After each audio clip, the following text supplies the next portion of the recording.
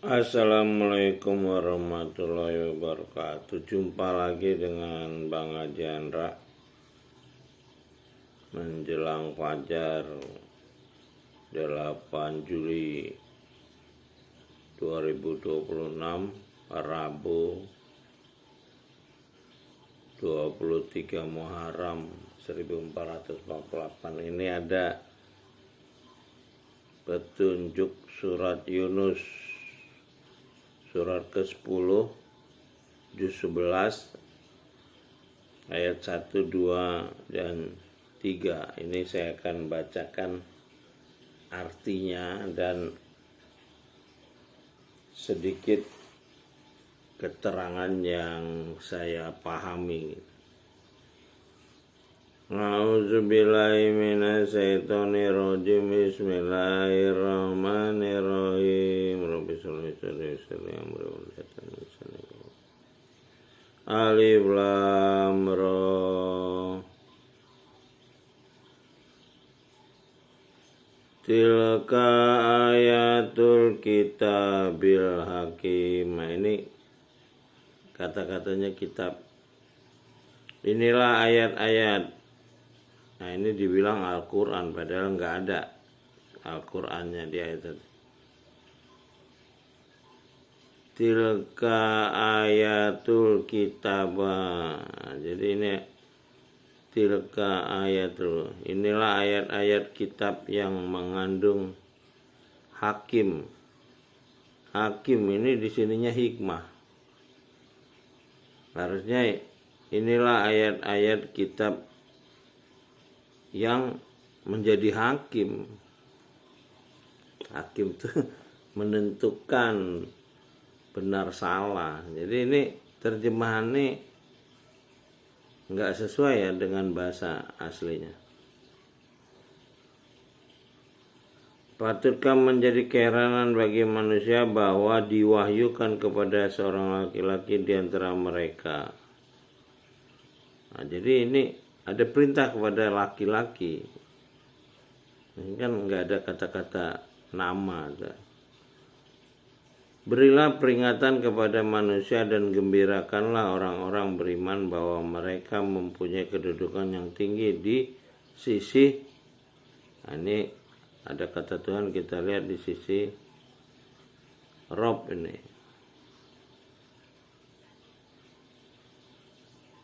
Robbihim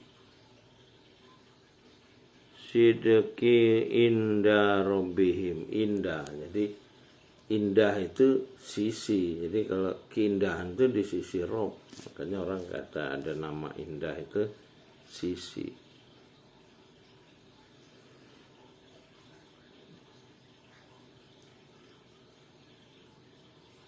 Orang-orang kafir berkata, sungguhnya orang ini benar-benar adalah tukang sihir yang nyata. Jadi kalau ada orang yang memberitahukan tentang kitab ini kan kitab ayat, mereka memfitnah bahwa itu adalah sihir. Ini artinya samar, sesuatu yang dianggap nggak jelas gitu. Nah, ini dimanfaatkan oleh oportunis yang mengaku ahli agama, para orientalis. Nah, kebodohan umat dimanfaatkan dengan orang-orang oportunis yang mengatasnamakan lembaga-lembaga pendidikan agama, seolah-olah mereka profesor, doktor, atau sarjana agama atau master agama, yang mereka tidak mengungkap kebenaran yang sebenarnya gitu. Yang namanya mereka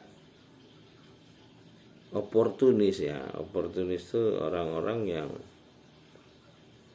saya dulu pernah dituduh oportunis oleh pejabat-pejabat pemerintah Lampung gitu. Kita lanjut ya.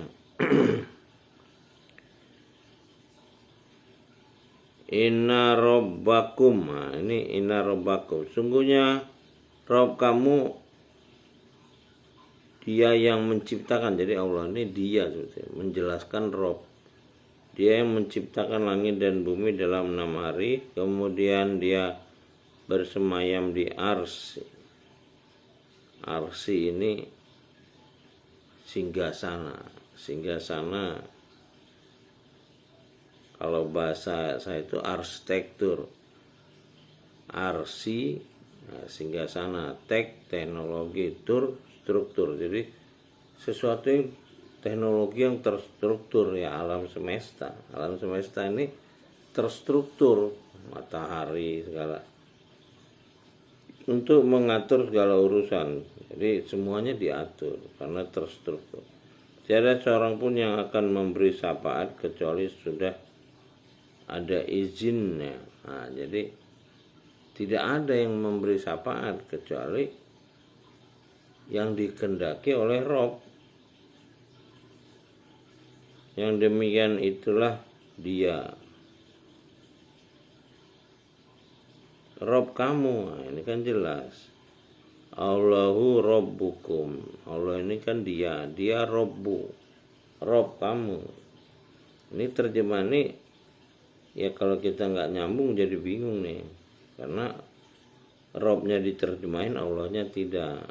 Allah yang tidak diterjemahin ini kan berasal dari kitab orang Eropa ketika menerjemahkan Al-Quran ini ke bahasa Melayu. Mereka tidak menerjemahkan kata Allah, mereka sendiri kitabnya nggak ada yang asli.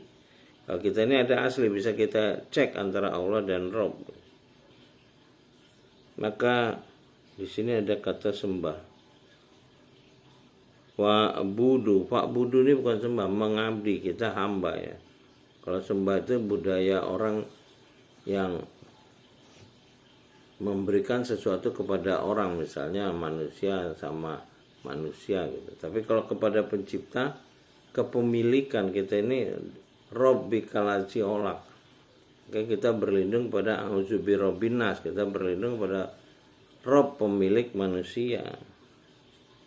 Jadi kita mengabdi, statusnya bukan menyembah, budu. Maka apakah kamu tidak mengambil pelajaran? Nah, di sini perintah afala tazakkarun.